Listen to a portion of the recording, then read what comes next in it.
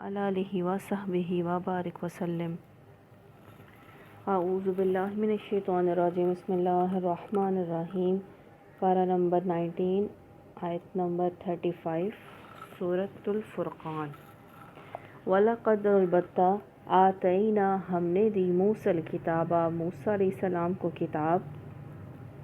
वजअलना और हमने बनाया माअहू उसके साथ अख़ाहू उसके भाई को हारून वज़ीरा वज़ीर। यहाँ तक अब या अल्लाह सुब्हानहू व तआला मूसा अलैहिस्सलाम का जो है वो वाक़या बयान कर रहे हैं और बता रहे हैं कि हमने उनके भाई को भी उनके साथ जो है वो साथी उनका बनाया, वज़ीर बनाया।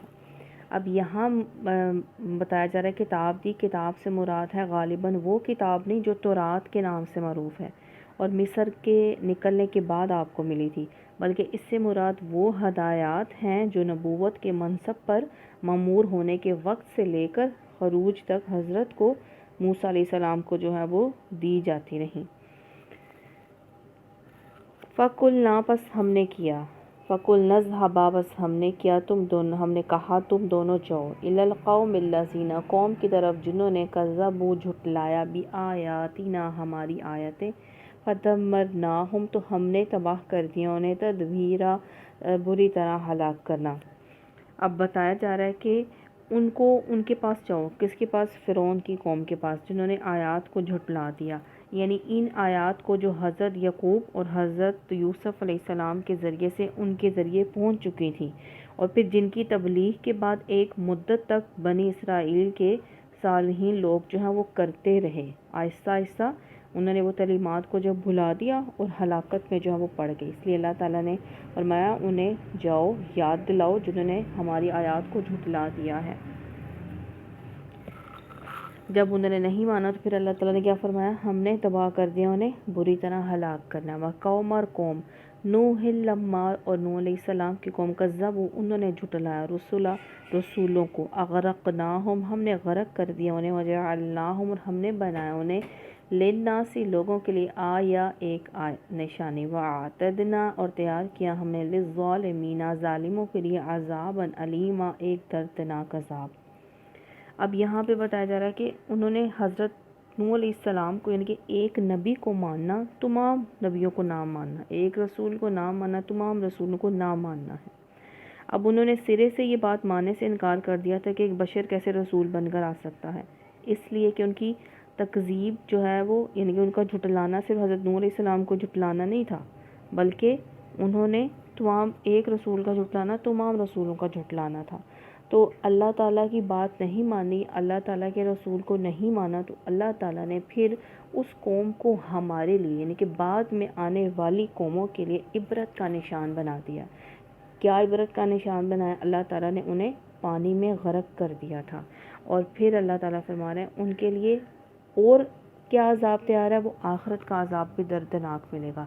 यानी कि जिसने अपने नबी को नहीं माना, जिसने अपने नबी की तालीमात नहीं मानी, उन पर अमल नहीं किया, तो अल्लाह ताला फरमा रहे हैं कि उनको फिर मैं बाकी आने वालों के लिए इबरत का निशान बनाता हूँ।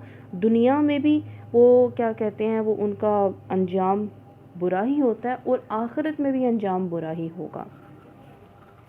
तो अल्लाह ताला हमें अपने नबी सल्लल्लाहु अलैहि वसल्लम के तरीक़ों पर अमल करने की आखिरी दम तक जो है तौफ़ीक़ अता फरमाता रहे।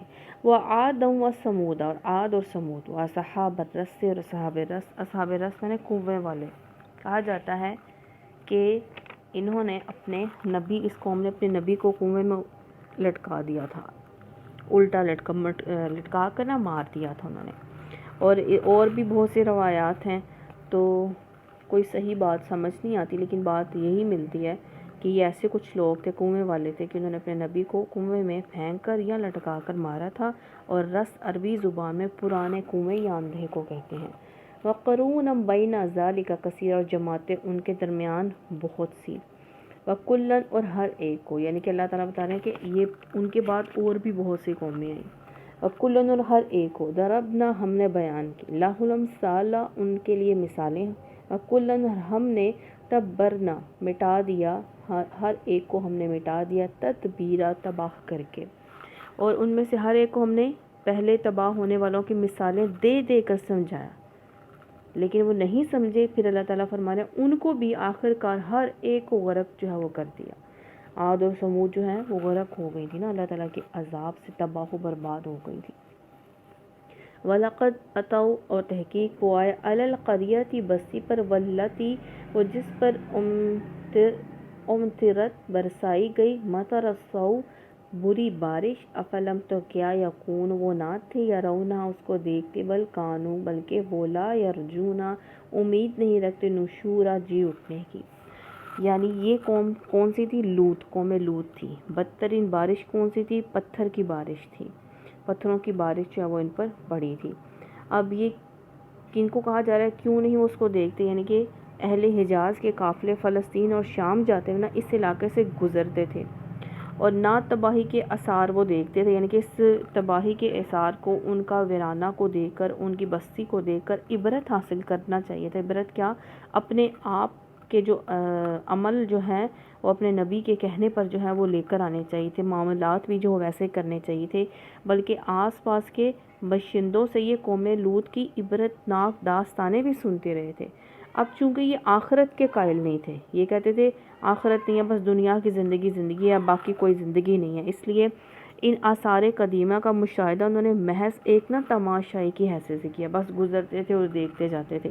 جبکہ جو آخرت کا قائل ہوتا ہے، جو پتہ ہوتا ہے کہ آخرت آنے والی ہے، تو وہ جب ایسی چیزوں کو دیکھتا ہے نا تو وہ عبرت پکڑتا ہے کہ ان کے پاس بھی اتنے شاندار بستی تھی، سب کچھ تھا، لیکن کیا تھا؟ اللہ اور اس کے رسول کی اطاعت نہیں تھی، تو اللہ تعالیٰ نے ان کو تباہ و برباد کر کے ایک ویرانہ بنا دیا۔ اور یہ جگہ بھی مٹ سکتی تھی لیکن جگہ نہیں مٹی، کیونکہ باقی آنے والوں کے لیے جو ہے وہ عبرت کا نشان بنا رہے اور وہ اپنی اصلاح کرتے رہے، اسی لیے وہ جگہ بھی نہیں مٹی۔ وَإِذَا رَأَوْكَ، جب دیکھتے ہیں تمہیں، أَن يَتَّخِذُونَكَ وہ نہیں بناتے تمہیں، إِلَّا هُزُوًا مگر صرف تمسخر، یعنی کہ مذاق اڑاتے ہیں، هَذَا کیا، الَّذِي وہ جسے بعث اللہ بھیجا اللہ، رسول یعنی کہ جسے اللہ نے بنا کر رسول بھیجا ہے، اپنے رسول کا مذاق جو ہے وہ اڑاتے ہیں، سمجھنے کی بجائے، ان کی پیروی کرنے کی بجائے رسول کا مذاق اڑاتے ہیں۔ ان کا قریب تھا، لیضلونا کہ وہ بہکا دیتا تمہیں، ان آلہتنا ہمارے معبودوں سے، لولا اگر نہ، ان صبرنا ہم جمے رہتے، علیہا اس پر، وسوف اور جلد، یعلمون وہ جان لیں گے، حینا یرونا جس وقت وہ دیکھیں گے، العذاب عذاب کو، من اضل السبیلا کون بدترین گمراہ راستے سے ہے یا راستے پر ہے۔ اب یہاں پہ یہ بتایا جا رہا ہے کہ یہ کون کہہ رہے تھے، اس نے تمہیں گمراہ، ہمیں گمراہ کر دیا۔ یہ مشرکین کہہ رہے تھے کہ ہمارے معبودوں سے ہمیں جو ہے وہ گمراہ کر دیا ہے، اگر کر دیتا اگر ہم اپنی عقیدت پر جمے نہ رہتے۔ اچھا وہ وقت، اللہ تعالیٰ فرمانا، اچھا وہ وقت دور نہیں ہے جب یہ عذاب دے کر انہیں خود ہی معلوم ہو جائے گا کون گمراہی کے راستے پر دور جو ہے وہ نکل گیا تھا۔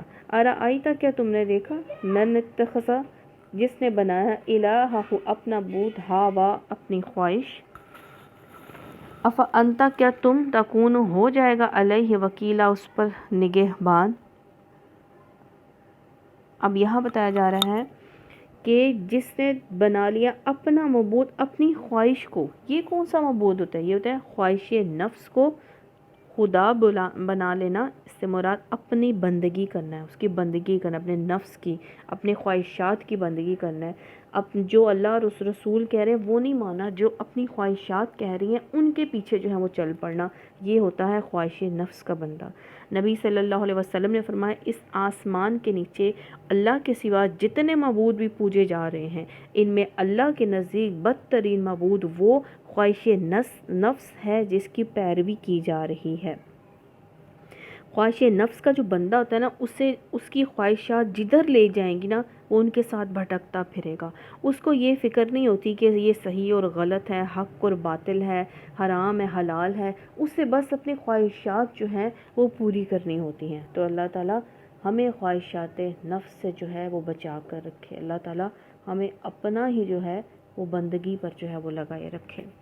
ام تحسبوا کیا تم سمجھتے ہو، ان کہ ان کو اکثر ہم ان کے اکثر یسمعون سنتے ہیں اور یعقلون یا عقل سے کام لیتے ہیں، ان ہم نہیں وہ الا مگر کل انعامی چوپاؤں جیسے، بلکہ ہم وہ اضل السبیلا بدترین گمراہ راستے ہیں۔ یعنی جس طرح بھیڑ بکریوں کو پتہ نہیں ہوتا نا کہ ہانکنے والا انہیں چراگاہ کی طرف لے کر جا رہا ہے یا ذبح خانے کی طرف لے کر جا رہا ہے، وہ بس آنکھیں بند کر کے ہانکنے والے اشاروں پر چلتے رہتے ہیں، اسی طرح وہ لوگ بھی اپنے شیطان جو ہے، شیطان یا نفس اور اپنے گمراہ کن لیڈروں کے اشاروں پر آنکھیں بند کر کے چلے جا رہے ہوتے ہیں، کچھ نہیں جانتے کہ وہ انہیں کامیابی کی طرف ہانک رہے ہیں یا تباہی اور بربادی کی طرف جہاں وہ ہانک رہے ہیں۔ وہ تو جانور ہیں، ان کو اللہ تعالیٰ نے عقل نہیں دی، وہ انہیں شاید نہ پتہ چلے کہ یہ ہمیں نہیں پتہ چلتا کہ وہ ہمیں کہاں لے کر جا رہے ہیں، لیکن اللہ تعالیٰ نے انسان کو عقل اور شعور دی ہے۔ عقل اور شعور سے انسان جو ہے کام لے کر اسے معلوم ہونا چاہیے کہ یہ حلال ہے، یہ حرام ہے، یہ شرک ہے اور یہ نہیں شرک ہے، یہ کام اللہ نے کرنے کو کہا اور یہ نہیں کرنے کو کہا ہے۔ انسان اپنی عقل استعمال کر کے انسان کو یہ معلوم ہونا چاہیے کہ جو انسان کر رہا ہے وہ صحیح ہے یا غلط ہے۔ اب یہاں پہ بتانا مقصود یہ ہے کہ ہمیں انسانوں کو کہا جا رہا ہے کہ غافلو کس حال میں پڑے ہو، کیا خدا نے انسانوں کو سمجھ بوجھ اس لیے دی تھی کہ انسان دنیا میں زندگی جو ہے جانوروں کی طرح بسر کرے؟ جانوروں کی زندگی کیا ہوتی ہے؟ کھانا پینا، سونا، چلنا پھرنا، بیٹھنا، چہلنا، ان کا کوئی مقصد نہیں ہے۔ مقصد اللہ تعالیٰ نے انسان کو دیا ہے، عقل دے کر، ارادے کی مرضی دے کر ہمیں امتحان میں جو ہے وہ رکھا گیا ہے اس زندگی میں، جب تک ہماری زندگی ہے، کہ ہم اس زندگی کو اللہ کی اور رسول کی اطاعت کے مطابق گزارتے ہیں یا نہیں ہیں۔